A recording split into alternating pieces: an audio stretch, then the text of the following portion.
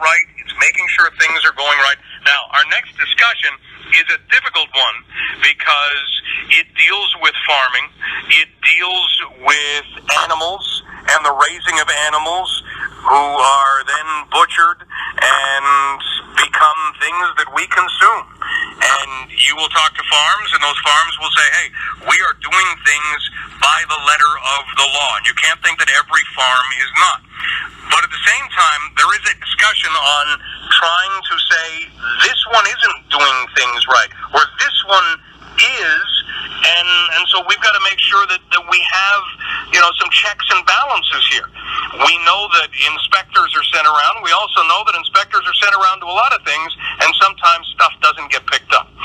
Rob McNeil has been of Stop Maple Leaf Violence and has been a guest on London Live and joins us now to talk about Bill 156 and a few other things, as a matter of fact. Rob, thanks so much for being here. Thanks, Mike. Thanks for having me on. Let's talk about your, testimony in front of the Ontario government. First, I'm curious as to how you were asked to do this. How did that go? Well, the bill was sent to committee to be reviewed, and as part of that process, people can make submissions to appear before the committee. Of course, COVID meant that it was all done remotely, but I applied to speak along with a lot of other activists and organisations and agricultural representatives too.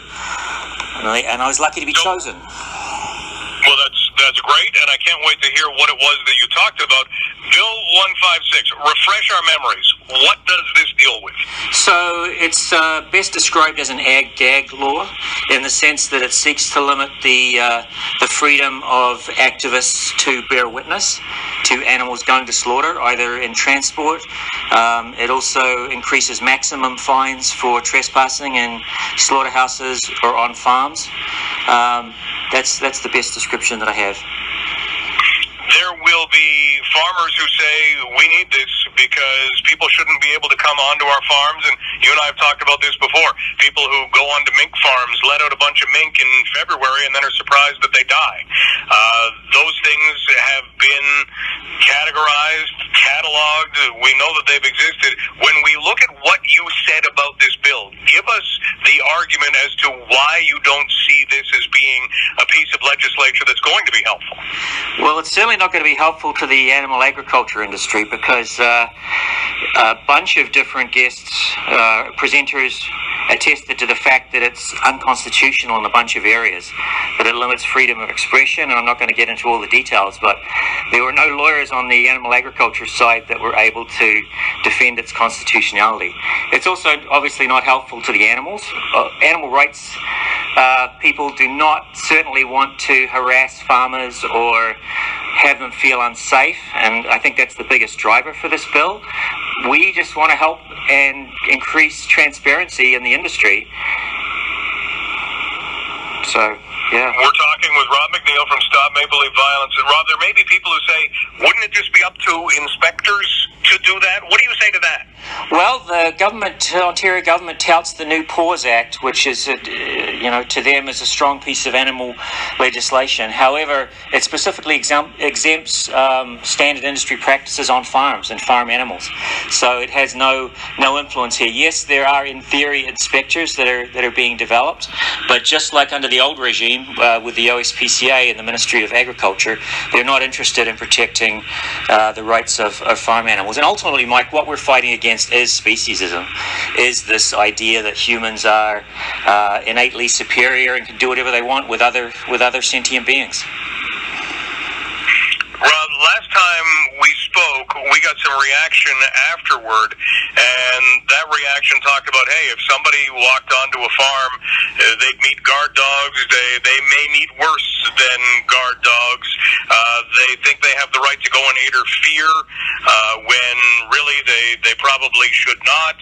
When you hear expressions like that, what do you say Well, what I really hear there is an expression of unmet needs. As I hear fear, as I hear that people are not wanting people coming onto their private property, and I fully understand that. And ultimately, this bill is going to increase the division between urban and divide by increasing penalties, by saying it's illegal to even look at a farm animal in a truck. That's literally what it says, interacting in any way, any undefined way with an animal in a truck, and it gives farmers undefined arrest powers, which are not given to any other private citizens. That is going to increase the divide, increase the fear out there. And I don't want that. That's not the Canadian way. You know, this bill was dreamed up by animal agriculture execs. The government went around and just talked to animal agriculture people in secret, and they launched this bill. I say toss it out. Let's sit down and try to figure out a way to meet everyone's needs, especially the animals. And that, at an absolute minimum, obviously, I'm an honest person. You talked about honesty. I would like to see the end of animal agriculture. But at a bare minimum, why not have 24/7 streaming videos inside these factory farms? These white barns are beautiful on the outside, they're horrible on the inside. Let's sit down and talk and try to find ways to meet everyone's needs. Animal rights people do not want to break into barns at night and document things and rescue animals. It's not a jolly experience for anybody, and we don't want people to feel unsafe in their homes, which, by the way, are usually not next to these factory farms. They're built way away. Animal rights people, if a house was seen near a farm, near a barn, they wouldn't go there. There are no documented cases of farmers being attacked in their homes. Rob, I want to thank you for the time. Before we close out, you did get a chance to testify in front of a standing committee with the government on Bill 156. What do you expect to see next? Well, it goes to a clause-by-clause review on Friday and then to probably a vote on Monday. My hope is that they send it back to staff to make significant revisions or cancel the whole thing together. I will say that I also run a non-profit, I'm a co-host on a non-profit radio show called Liberation Hour Radio. It's on Friday nights at 8 p.m. and if you tune in Friday night 8 p.m. on Facebook or YouTube to Liberation Hour Radio, you'll see a 1 hour summary of most of the testimonies that are there. So I'd invite anybody to either contact the show or watch that. Rob, you always bring up interesting discussion points. Thank you so much for being a part of the show today. Thanks for having me, Mike. Have a great day. That's Rob McNeil from Stop Maple Leaf Violence.